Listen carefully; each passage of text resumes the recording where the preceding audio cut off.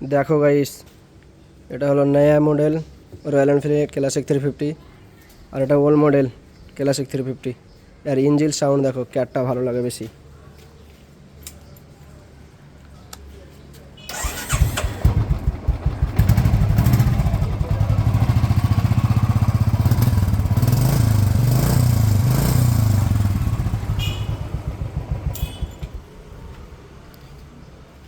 এবার নিউ মডেলটা দেখো,